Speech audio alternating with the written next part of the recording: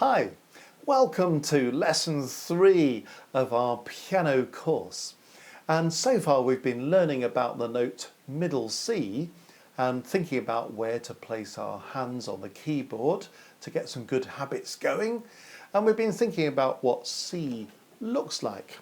We've been learning that it looks like this and that it goes on the 5 lines of music on the stave, but actually underneath the stave in this thing with a treble clef at the front, just to remind us that that's flagging up the right hand. And we've learnt how to play middle C as a semi-breve with 4 beats on notes. And we've also learned how to play middle C as a minim with 2 beats on the notes. Today we're going to learn how to deal with middle C when it's only got 1 beat. So if it's a semi-breve, remember, it's looking like that. If it's a minim, it's looking just the same, but it has a stem on it. So this one is the semi-breve, and that's the one that we need to count 4 beats on. This one is the minim, and that's the one where we need to count 2 beats. So what do we need to do for 1 beat? Well, let's start off with a semi-breve, then we'll turn it into a minim, and then we're going to colour it in. And when we colour it in like that, it's called a crotchet. It's a funny name, isn't it? But crotchet. And that's got 1 beat. You might want to have a little look at how you spell crotchet. It's a funny word to spell. C-R-O, and then it's got a T in it that lots of people miss out. C-H-E-T. So there's the crotchet, 1 beat. So if it looks like this with no stem on it, it's a semi-breve and you count 4. If it's got a stem on it, it's a minim and you count 2. If it's got a stem and it's coloured in, it's a crotchet and you count 1. So what's that going to sound like if I play my middle Cs as crotchets? Well, if I count 4 for nothing and then I play some crotchets, this is how it goes. 1, 2, 3, 4. 1, 1, 1, 1. 1, 1, 1, 1. So that's how it works in crotchets. Now then, let's see if we can write that as a piece of music. Remember what we need when we're writing music is a stave.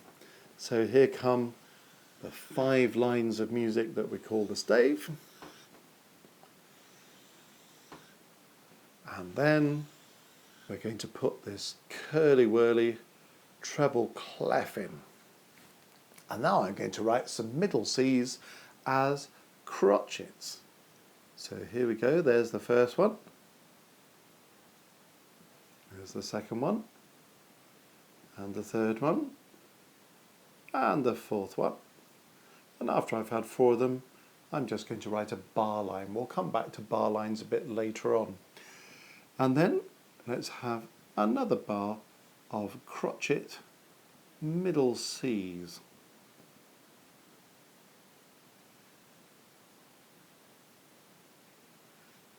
And then we'll have another bar line.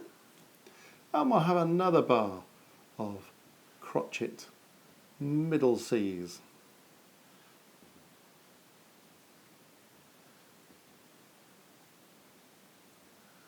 Another bar line, and then just to finish, let's have one of our semi-breves. Music quite often finishes on a note that's got more beats. If you finish on a crotchet, it can sound a bit sudden at the end. So sometimes we just have a longer note at the end to make it sound as if the piece has finished properly. Well, looking at all these middle Cs, I wonder if you could see how to read those notes and play them at the same time. Have a listen to me playing this piece, middle Cs in crotchets. I'll count 4 for nothing. 1, 2, 3, 4. 1, 1, 1, 1. 1, 1, 1, 1. 1, 1, 1, 1, 1, 2, 3, 4. 4. Could you hear me counting 1 for each of those Cs and then counting 4 on the very last C? Okay, time for you to have a go. So get your hand in that nice position. Remember what we're trying to do. We're having nice curved fingers so we can play on our fingertips. But we're going to have the thumb so we can play on the side of the thumb. The thumb's nice and relaxed. It's not locking in or sticking out. It's just nicely relaxed so we can play these Cs on the side of our thumb. Okay, I'm going to count 4 for nothing, and then we're going to try and play this new piece with middle Cs in crotchets. Here we go. 1, 2, 3, 4. 1, 1, 1, 1, 1, 1, 1, 1, 1, 1, 1, 1, 1, 2, 3, 4, stop. Let's try that again. Here's 4 for nothing. 1, 2, 3, 4. 1, 1, 1, 1, 1, 1, 1, 1, 1, 1, 1, 1, 1, 2, 3, 4. Now if that's the end of my piece, can you see something I've forgotten to do on the board that we've done before? When we come to the end of the piece, we have a double bar line, just to say the end. That's how you say the end in music. You have a double bar line. But you don't need to panic that there's more of the piece over the page that you didn't know was there. You know you've come to the end. Okay, now you play this piece and I'm going to duet with you, just as we've done before. So I'll count 4 for nothing and then see if you can deliver all these crotchet Cs and then put a semi-breve on the end. Okay, here we go. I'll count 4. 1, 2, 3, 4.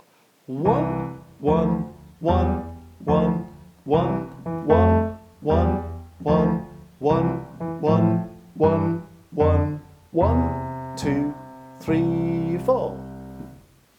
How did you get on with that?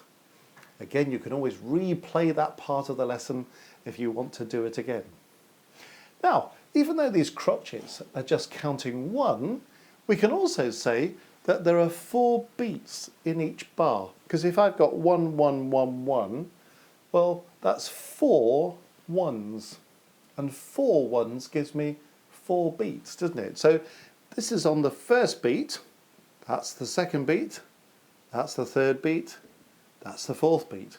The bar line tells me I've come to the end of that first group of 4, so I'm going to start again. Here's the first beat, the second beat, the third beat, the fourth beat. Another bar line because we've come to the end of that set of 4. Let's do the next one. 1, 2, 3, 4. And because crotchets are worth 1 beat, we've just got 1 note on each beat. We've got 1 note on beat 1, 1 note on beat 2, 1 note on beat 3, 1 note on beat 4.